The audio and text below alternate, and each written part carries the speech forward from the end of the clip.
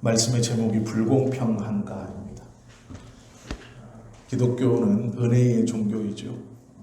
이 은혜는 세상에서 받거나 비교할 수 없는 그러한 은혜입니다. 놀라운 하나님의 은혜라는 책이 있습니다. 필립 얀시가 쓴 책인데요. 그 책 내용 중 한 부분을 좀 읽어드리겠습니다. 하나님의 은혜는 마음 좋은 할아버지의 섬심 정도가 아니다. 갈보리에서 엄청난 대가를 치르셨기 때문이다. 그리고 예를 들었습니다. 영화 마지막 황제를 보면 중국의 마지막 황제로 등극한 소년이 휘하에 수천 명의 내시를 거느리고 호화로운 삶을 살아간다. 한 번은 동생이 황제가 잘못하면 어떻게 되느냐고 묻자 이 황제는 내가 잘못하면 딴 사람이 벌을 받지 라고 말한다. 시범을 보이려고 단지를 깨뜨리자 과연 신하 하나가 매를 맞는다. 여기까지는 다 이해가 되시죠. 왕이 잘못하면 이 황제는 너무 존귀한 자라서 그에게 매를 댈 수 있는 사람, 벌을 내릴 수 있는 사람이 없기 때문에 대신 그의 몸종이 벌을 받는 것이죠. 그러나 예수님은 이 순서를 뒤집으셨다. 신하가 잘못하면 왕이 벌을 받는다. 종이 잘못하면 주인이 벌을 받는다. 이것이 기독교의 신학이다. 은혜란 주는 이가 친히 값을 치렀기에 받는 이는 값없이 받는 것이다. 이것이 필립 얀시가 지은 하나님의 은혜라는 책의 내용입니다. 제가 이 내용이 참 너무 좋아서 여러 번 아마 우리 성도님들과 나누었을 것 같습니다.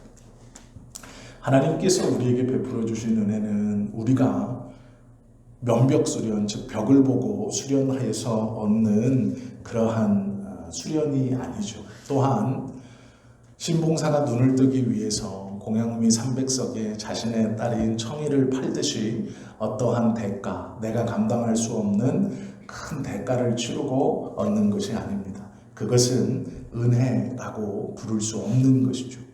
내가 정당한 대가를 주고 무엇인가를 받는다는 것은 그건 당연한 것입니다. 오랜 수련을 통해서 또 큰 대가를 치르고 받아 누리는 것은 정당한 것이지 절대로 은혜가 아니죠.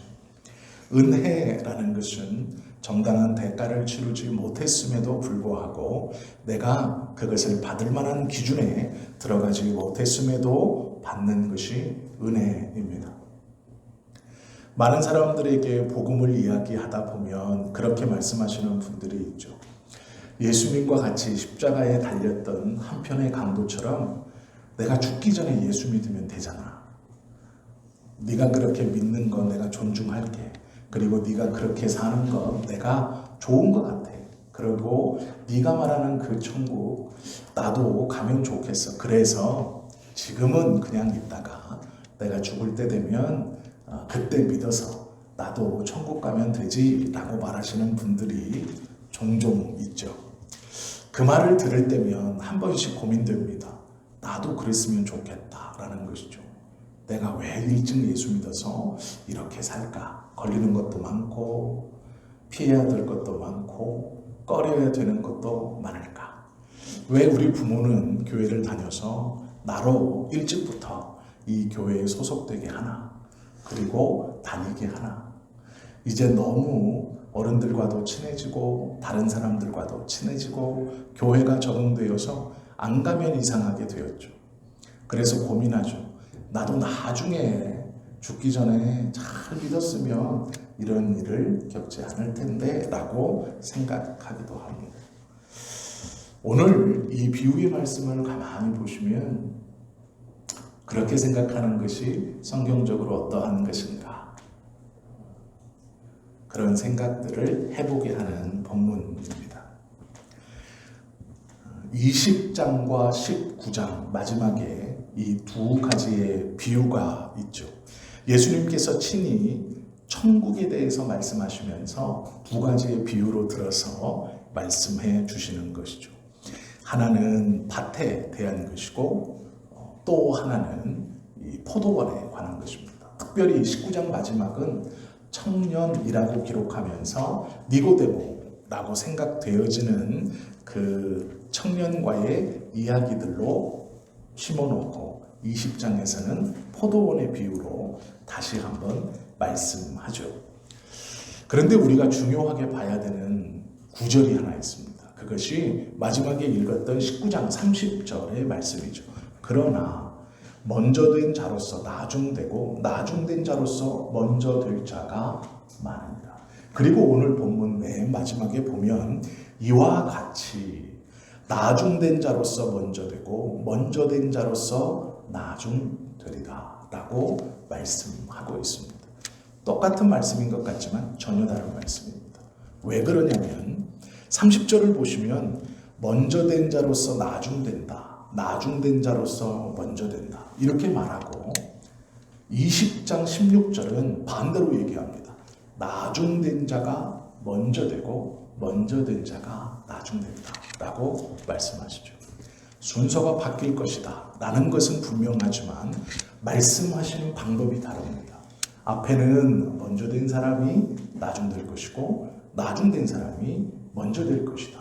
그러나 뒤에는 뒤에 있는 사람, 나중된 사람이 먼저 될 것이고 먼저 된 사람이 나중될 것이다. 이렇게 순서를 바꾸어서 이야기하시는 것을 우리가 보죠. 왜 순서가 바뀌어 비슷한 말씀을 하실까? 이 의미가 무언가 오늘 좀 그것을 보려고 합니다. 마태복음 19장에서는 한 부자의 이야기가 나오죠. 예수님께 어떻게 하면 영생을 얻겠습니까? 묻습니다. 그랬더니 예수님이 내가 율법을 다 지켰느냐? 이렇게 묻죠. 그러니 청년이 대답합니다. 예, 제가 율법을 다 지켰습니다. 그랬더니 예수님이 한 말씀 더 하시죠. 그래, 잘했다. 그러면 이제 내 소유를 다 팔아 가난한 자에게 주고 너는 나를 따르라. 그랬더니 이 청년이 재물이 많은 거로 번민하여 갔습니다. 그래서 이 청년이 떠나는 뒷모습을 보고 예수님이 제자들에게 말합니다. 부자가 천국에 들어가는 것이 이렇게 어렵다라고 말하죠. 그리고 베드로가 자신만만하게 이야기합니다. 예수님의 이 말을 듣자 예수님, 그럼 우리는 천국 갈 수 있죠? 우리는 주를 위하여 다 버리고 주님을 쫓았습니다.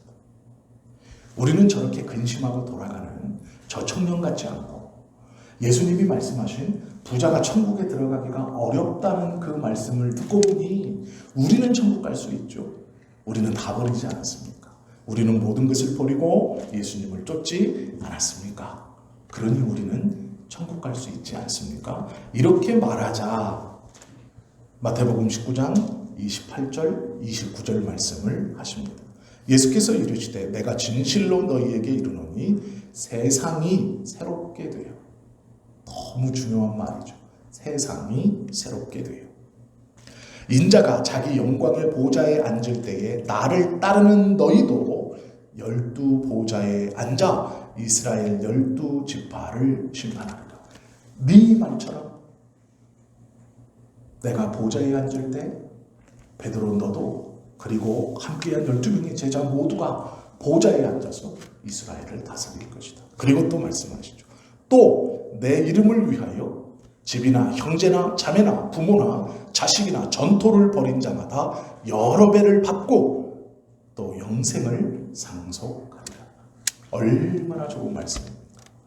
베드로가 여기까지 들었을 때 그래, 우리가 예수님과 함께 12보좌에 앉고 다스리고 심판주가 되고 또 나 외에 나처럼 다 버리고 예수님을 따르진 않았지만 예수님의 이름 때문에 이것도 버리고 저것도 버리고 예수님을 쫓은 모든 자는 영생을 받는구나 라고 만족해가며 즐겁고 기쁜 생각을 갖고 있었습니다. 그런데 마지막 말이 그러나입니다. 그러나 앞에 것과 반대되는 것이 그러나라는 뜻이죠. 예수님이 말씀합니다. 그러나 먼저 된 자로서 나중되고, 누구 보고 한 얘기일까요? 베드로가 제자들을 보고 한 얘기입니다. 나중된 자로서 먼저 될 자가 많으니라. 이것이 예수님께서 천국에 대해 말씀하시면서 누가 갈 수 있습니까? 나는 갑니까? 라는 베드로의 질문에 해주신 대답입니다. 그리고 나서 포도원의 비유가 나오죠. 이 말 또한 예수님께서 베드로에게 해주셨던 것처럼 하나님의 은혜, 구원, 천국은 오로지 교만한 자는 갈 수 없고 하나님께서 베풀어 주신 은혜를 겸손히 기대하는 자가 갈 수 있다라는 것이죠. 오늘 본문을 읽었던 이제 20장으로 돌아와서 이 포도원 품꾼의 비유들의 배경이 19장 마지막이었습니다. 베드로에게 해주셨던 그러나의 예시입니다. 이것은 세 부분으로 나눌 수 있습니다. 먼저는 포도원 주인이 일꾼을 구하는 1절부터 7절까지, 그리고 일꾼들이 하루 품삯을 받는 8절부터 10절까지, 그리고 나서 이 주인과 일꾼들이 대화를 나누는 10절 이후부터 16절까지로 나눠볼 수 있는 것이 이 본문입니다. 먼저는 1절부터 7절까지 주인의 태도를 정확하게 이해해야 합니다. 그래야 예수님께서 왜 이 말씀을 제자들에게 하셨는가가 이해되죠. 주인이 새벽 5시에 나가서 사람들을 모집합니다. 또 제3시라고 되어 있습니다. 이 말을 가만히 보면 3시, 6시, 9시, 11시 이렇게 나와 있죠. 본문에 보시면 1절 말씀 보십시오. 천국은 마치 품꾼을 얻어 포도원에 들어보내려고 이른 아침에 나간 집주인과 같으니 그가 하루 한 데나리온씩 품꾼들과 약속하여 포도원에 들여보내고, 즉 3시 이전에 이미 주인은 밖에 나가서 사람들과 약속하기를 우리 포도원에 가서 포도 수확을 해라. 보통 이스라엘은 8월 말에서 9월 초에 포도를 수확합니다. 그리고 이때에 주인들은 이 기간 동안만 8월 말에서 9월 초 약 3주에서 2주, 2주에서 3주 사이에 포도원을 다 수확했어야 했기 때문에 웬만하면 동네 사람 모두가 다 한 포도원에서 일합니다. 그런데 이 말을 들어보니 모집했다고 하는 것은 이 동네가 굉장히 컸다는 것을 의미합니다. 그리고 3시 이전에 벌써 주인은 나가서 새벽 무렵에 사람들을 모집해서 한 데나리온의 정당한 일당, 하루 일하는 한 데나리온의 정당한 일당을 주고 계약을 맺어 한 무리를 이미 포도원에 들여보냅니다. 그리고 나서 제3시에 또 나갔습니다. 그런데 이 3시에 뽑은 사람들과 계약 조건이 조금 다릅니다. 3시 이전에 뽑았던 사람들에게는 약속했습니다. 한 데나리온, 하루의 품삯인 한 데나리온을 주겠다라고 계약하고 그들을 들여보냅니다. 그리고 3시에서부터는 조금 계약 내용이 다르죠. 3절입니다. 또 제3시에 나가보니 장터에 놀고 서 있는 사람들이 또 있는지라. 그들에게 이르되 너희도 포도원에 들어가라. 내가 너희에게 상당하게 주리라. 한 데나리온을 약속한 것이 아니고요. 상당하게, 너희가 일한 것에 합당하게, 상당하게, 그거보다 조금 더 내가 알아서 생각해서 잘 책정해 주겠다라고 말하고 이 3시에 있는 사람들을 또 포도원에 들여보냅니다. 그리고 나서 제6시와 제9시에도 나가 그와 같이 상당하게 주리라 라고 말하고 계약하고 또 들여보냅니다. 그리고 제11시에도 나가보니 서 있는 사람들이 또 있는지라. 이르되 너희는 어찌하여 종일토록 놀고 여기서 있느냐. 이렇게 말하면서 그들도 포도원에 집어넣습니다.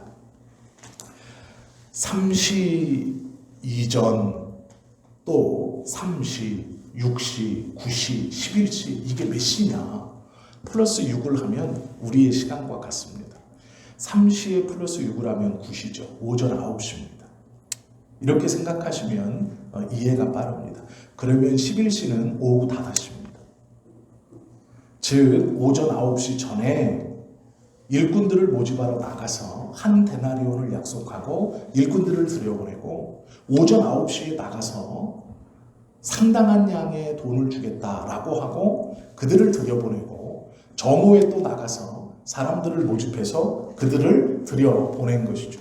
그리고 오후 3시에도 나가서 사람들을 모집하고 오후 5시에도 나가서 사람들을 모집한 것이죠. 이것이 주인이 사람들을 모은 순서이고 시간이고 계약 내용입니다. 그렇게 모집해서 포도원에 다 들여보냈습니다. 그리고 이제 6시에 일을 다 마쳤습니다. 그리고 제일 마지막에 들어갔던 오후 5시에 들어갔던 일꾼들을 불러냅니다. 그리고 청지기에게 말합니다. 주인이 직접 돈을 준 것이 아니고 청지기에게 말하여 오후 5시에 들어와 1시간 일한 일꾼들에게 일당을 지급해라 라고 말하는데 한 데나리온을 주어라 이렇게 말하죠. 또 오후 3시에 온 사람들을 불러내어 일당을 주는데 그들에게도 한 데나리온을 주었습니다. 정오에 온 사람도 한 데나리온을 주었고 9시에 온 사람에게도 한 데나리온을 주었습니다. 그랬더니 9시 이전에 왔던 사람들이 야, 쟤들도 한 데나리온을 받는데 우리는 더 받지 않겠냐 라고 생각하고 기대했습니다. 마지막에 그들이 나왔고 그들도 여전히 한 데나리온을 받았습니다. 그랬더니 그들이 분통이 터집니다. 13절부터 15절까지 보시면 이렇게 주인이 말하는 것을 보게 되죠. 주인이 그 중에 한 사람에게 대답하여 이르되, 즉 9시 전에 들어갔던 사람들이 많이 있었습니다. 한 명이 아니고 그 그룹이 다 들어간 것이죠. 그 중에 한 사람에게 대답하여 이르되, 친구여, 내가 내게 잘못한 것이 없노라. 내가 나와 한 데나리온의 약속을 하지 아니하였느냐. 내 것이나 가지고 가라. 나중은 이 사람에게 너와 같이 주는 것이 내 뜻이니라. 내 것을 가지고 내 뜻대로 할 것이 아니냐. 내가 선함으로 내가 악하게 보느냐라고 말하죠. 한 데나리온을 가지고 가라라고 말합니다. 주인은 잘못한 게 없죠. 정확히 말하면 한 데나리온을 가지고 이들과 계약했다고 명시하고 있습니다. 그리고 나서 이 주인이 자기를 가리켜 선하다라고 말하는 것은 오후 5시에 온 사람, 오후 3시에 온 사람, 정오에 온 사람, 오전 9시에 온 사람, 이 사람 모두에게 상당한 금액, 원래는 이 모든 사람은 한 데나리온을 받을 수 있는 자격이 없지만 그들에게 하루의 품삯을 주므로 오전 9시부터 오후 5시에 들어온 모든 사람에게 주인은 선한 사람이 되는 것이죠. 은혜를 베푼 사람이 됩니다. 또 주변에서 보기에도 저 포도원 주인은 오전 9시에 온 사람과 정오에 온 사람, 오후 3시에 온 사람, 오후 5시에 온 사람, 그들에게 한 데나리온을 주는 은혜가 있는 넉넉한 선한 사람이 된 것이죠. 그런데 한 데나리온으로 계약한 너희가 나를 악하다고 말하느냐? 그러면 안 된다라고 말하고 있는 것이죠.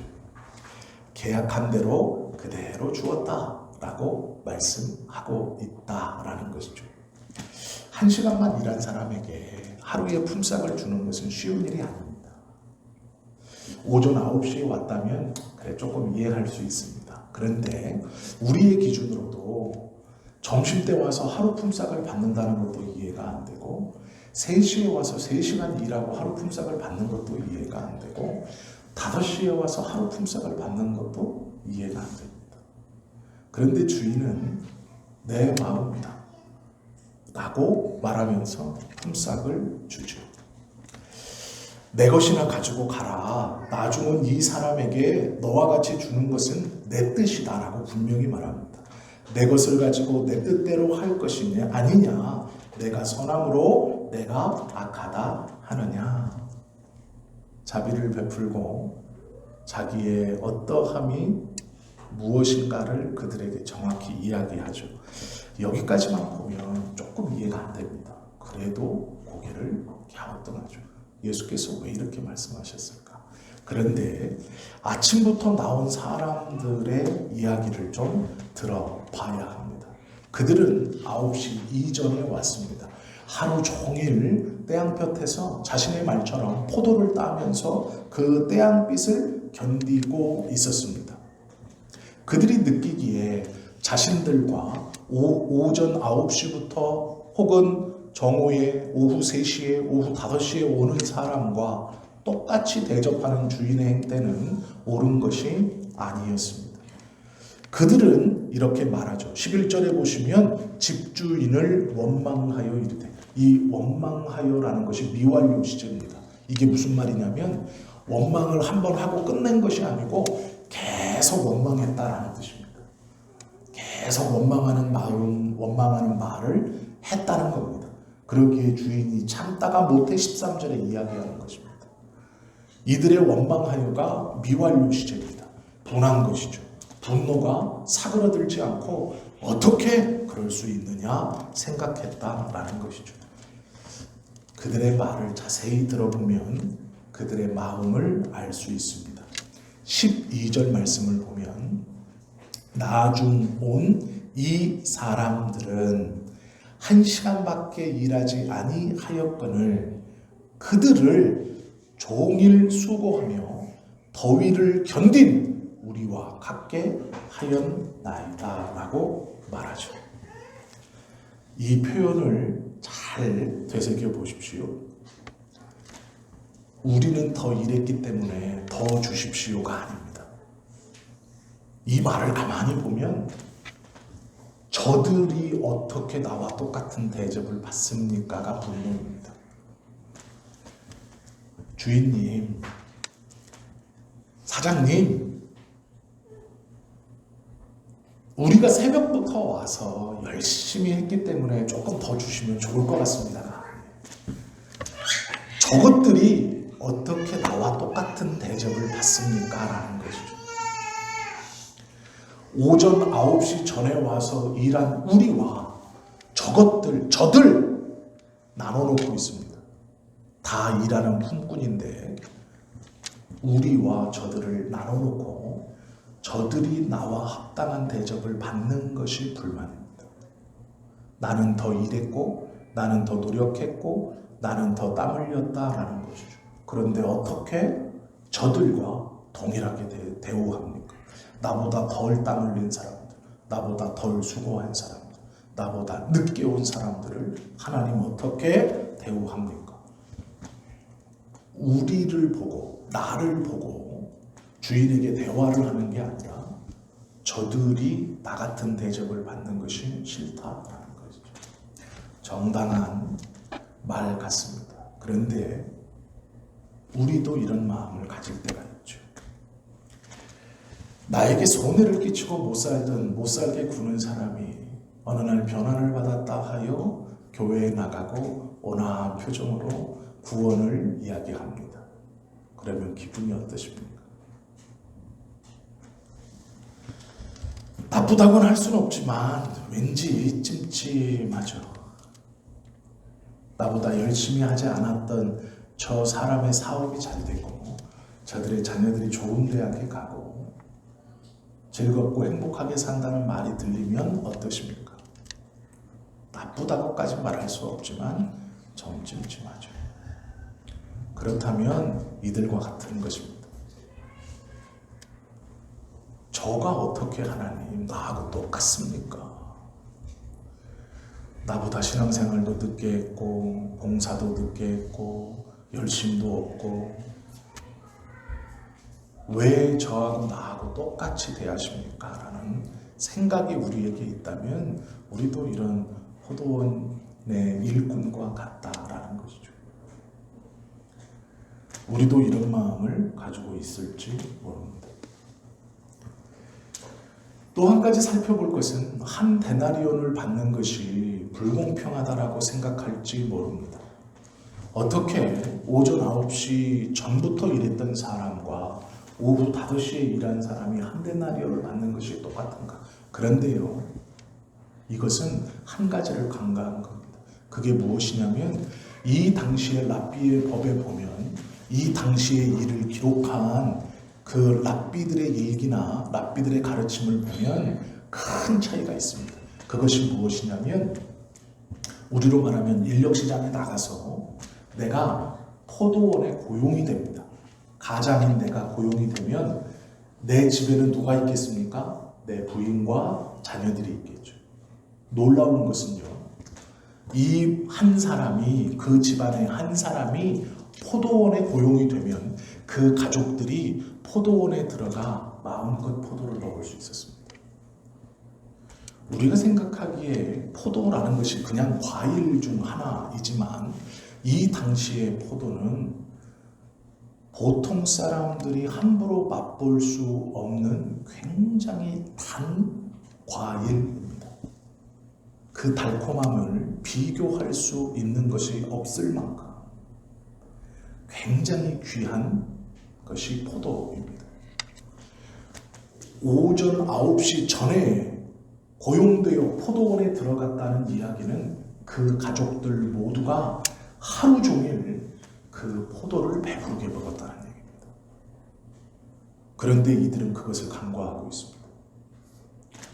오후 5시에 들어온 사람들의 가족들은 그 포도원에 도착하기도 전에, 아니 어쩌면 그 포도원에 입장하지도 못하고 하루가 끝난 것입니다. 아버지가 나가서 포도원에 취업을 하면 그 포도밭에 취업이 되면 자녀들이나 아내는 자신들의 가족들을 다 끌고 그 포도원에 들어가 하루 종일 포도를 다 먹습니다. 배부르게 먹죠. 그리고 자루에 담아갈 수는 없었지만 자신의 옷에 그 포도를 들고 갈 수 있을 만큼 들고 돌아갔습니다. 생각해 보십시오. 오전 9시 전에 왔습니다. 그러면 그 가족들은 뭐 했다는 얘기입니까? 포도를 실컷 먹고 그 옷에 포도를 가득 담아서 엄마에서부터 자녀들까지 그 포도 송이를 들고 집으로 돌아갔다는 얘기입니다. 그리고 한 데나리온의 품삯을 받았다는 것입니다. 오후 5시에 온 사람은 아마 가족들 부르러 가고 왔다 끝났을 겁니다. 마음껏 누리지 못했죠. 그날 하루 오전 9시 이전에 취업했던 그 집 아들들과 그 집의 부인은 하루 종일 맛있는 포도를 먹고 한가득 포도를 가지고 집에 돌아왔습니다. 오후 5시에 간 사람은 그 은혜를 누리지 못한 것이죠. 그 맛있는 포도를 맛보지 못한 것이죠. 한 데나리온을 받아온 것이죠. 이것이 어떻게 공평하다 말할 수 있습니까? 어떻게 은혜가 부족하다라고 말할 수 있습니까? 일지와 포도원에 들어간 사람은 그 사람 자기가 떼안볕에 하루 종일 있었다는 것만 볼 게 아니고 그 포도원 주인의 은혜로 자신의 모든 가족들이 그 포도 열매를 배불리 먹고 그 포도를 자신이 가지고 갈 수 있을 만큼 많게 가지고 집으로 돌아갔다라는 것도 기억해요. 그러기에 불공평하다고 말하면 안 됩니다. 주인의 입장에서는 선하다, 내 마음대로 한다라고 말하는 것이죠. 우리의 생각에 예수님께 일찍 부름받았다라는 것은 그것입니다. 우리에게 한 달란트는 이미 약속되어 있습니다. 그리고 그 예수님의 부름을 받아 포도원에 일찍 들어간 그 은혜 아래 나의 모든 자녀들, 내 가족들, 내 삶의 모든 영향을 받아 그 포도의 열매를 마음껏 먹고 있고 그 포도송이를 하나름 들고 돌아가고 있다라는 것이죠. 그것을 기억해야 합니다. 이것이 은혜입니다. 내 부모가 예수 그리스도를 믿어 내가 그 부모의 그 신앙과 은혜로 말미암아 나는 그 은혜의 포도 열매를 그냥 먹고 있는 것입니다. 또 나도 모르는 사이 하나를 안고 돌아가고 있는 것입니다. 그것을 기억하지 못하면 왜 저가 나와 동일한 대접을 받습니까? 내가 일찍 믿었고 내가 더 많이 주님을 섬겼고 저는 내가 보기에 믿음도 없는데 어찌 똑같이 대우합니까? 어찌 한 달란트? 그것만 보아서는 이 포도원 주인이 어떤 은혜를 우리에게 주고 있는지를 알지 못하는 거죠.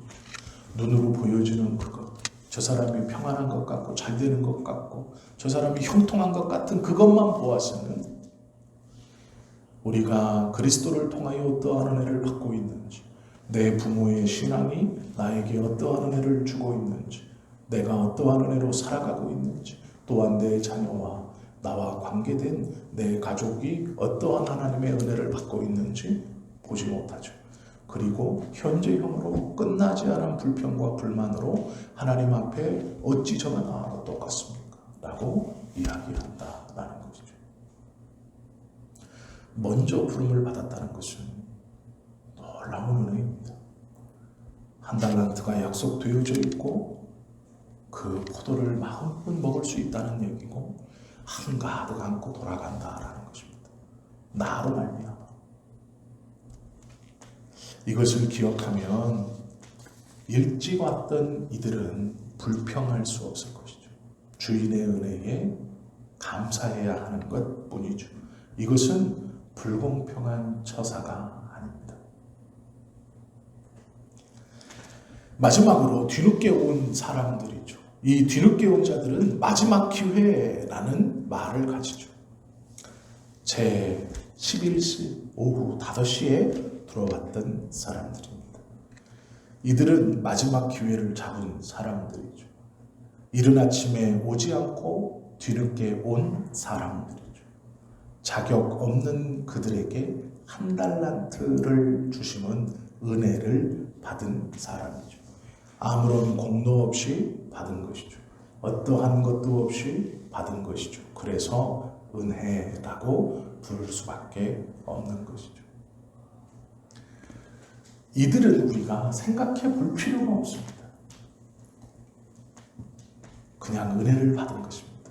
그 한마디로 설명이 되는 것이죠. 그러나 자세히 들어가면 일찍 온 사람들과 그들의 가족이 누렸던 그 놀라운 행복, 기쁨, 그 달콤함은 맛보지 못한 겁니다. 그저 하루 품삯을 받았죠. 그것만으로도 감사해야 하는 일이죠. 16절은 그래서 말하죠. 이와 같이 나중된 자로서 먼저 되고 먼저 된 자로서 나중될 것이다. 무엇을 기억할 수 있어야 하느냐? 하나님의 은혜는 우리에게 그와 같이 임하고 또 베풀어지고 있다라는 것입니다. 예수 그리스도를 믿는다는 것은 세상의 기준과 같지 않습니다. 세상은 9시 전에 일한 사람, 9시부터 일한 사람, 정오부터 일한 사람, 오후 3시부터 일한 사람, 오후 5시부터 일한 사람을 나누어 차등적으로 주는 것을 공평하다 말합니다. 세상은 이 모든 사람을 하나로 대하면 망합니다. 모두 다 오후 5시에 오고 싶어 하죠. 내가 예수 믿는 것이 이러이러한 것이야. 나는 나중에 죽기 전에 믿을 거야. 누가 장담합니까? 오후 5시에 꼭 들어갈 수 있다고? 주인의 눈에 띌 수 있다고 누가 확신합니까? 오후 5시에 꼴딱꼴딱 숨 넘어가기 전에 그가 믿음을 고백하고 하나님의 부름을 받는다고 어떻게 자신합니까? 하나님께서 우리를 불러주셔서 우리를 지금 포도원에 넣어주셨습니다.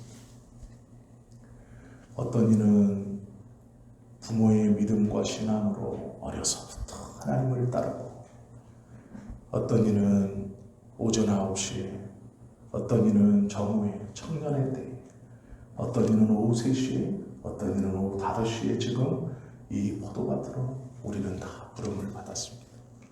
비교할 것 없이 감사한 것뿐이죠. 오후 5시에 부름 받았다면 나에게 약속되어져 있는 그 한 달란트로 내가 받을 상당한 복, 새벽부터 와서 하루 종일 일한 사람이 받아들이는 그 은혜의 구원의 상급이 나에게 주어졌다는 것에 그저 감사할 뿐이고, 일찍 부름을 받아 애쓰고 수고함이 있다면 절대로 그 애쓰고 수고함이 헛된 것이 아니고, 나와 관계된 모든 이들이 나로 말미암아 그 포도를 배불리 먹고 그 은혜를 마음껏 누렸다라는 것이죠. 이것을 기억해야 합니다. 그러기에 포도원에 부름받은 모든 일꾼들은 은혜를 받았다 말할 수 있는 것이죠. 이른 아침부터 일한 사람이라고 생각하시죠. 그런데 죄송합니다. 그것은 착각입니다. 아마 이 중에는 나는 오전부터 새벽부터 일해서 지금까지 왔다라고 생각할지 모릅니다. 그러나 그건 착각입니다. 우리는 하루의 품삯을 요구할 만한 일꾼들이 아닙니다. 우리가 하나님 앞에 내가 이것을 했으니 당당하게 내 일당을 주십시오라고 말할 만한 사람들이 아닙니다. 아무도 없습니다. 그럴 만한 사람. 우리는 모두 뒤늦게 부름받은 사람들입니다. 누구도 일찍 부름받지 못한 것이죠. 당당할 만한 것을 하나님 앞에 요구할 만한 자는 아무도 없습니다. 그리스도의 은혜가 아니면 우리는 그 포도원에 들어가지 못했던 자이기 때문에 그렇습니다. 나는 일찍부터 왔기 때문에 그래, 내가 요구할 수 있지. 내가 이만큼 헌신했고 이만큼 봉사했고 이만큼 섬겼으니까 그래도 나는 일찍부터 간 포도원직이 아닌가, 포도원 일꾼 아닌가. 아니요, 그렇지 않다고 성경은 말합니다. 그리스도의 은혜 없이 그리 될 수 없다라고 성경은 말씀하고 있습니다. 우리가 주님께 받은 이 은혜는 우리의 힘으로는 감당할 수 없습니다. 우리의 능으로 요구되는 것이 아닙니다. 오직 하나님의 은혜입니다. 칼빈의 신학은 은혜의 신학입니다. 그래서 성경을 볼 때 모든 것이 하나님의 은혜임을 찾으려고 노력하고 또 그 은혜를 붙들려고 노력하는 것이죠. 우리 또한 마찬가지입니다. 설사 우리가 이른 아침에 부름을 받아 하나님 앞에 나와 열심히 수고하고 애쓴 사람이라는 생각을 가지고 있고 또 그렇다고 해도 하나님의 처사는 절대로 불공평한 것이 아닙니다. 불공평한 듯 보이나 그것은 공평한 일입니다. 설사 우리가 새벽부터 나와 일한 일꾼이어도 그 주인의 처사는 공평한 겁니다.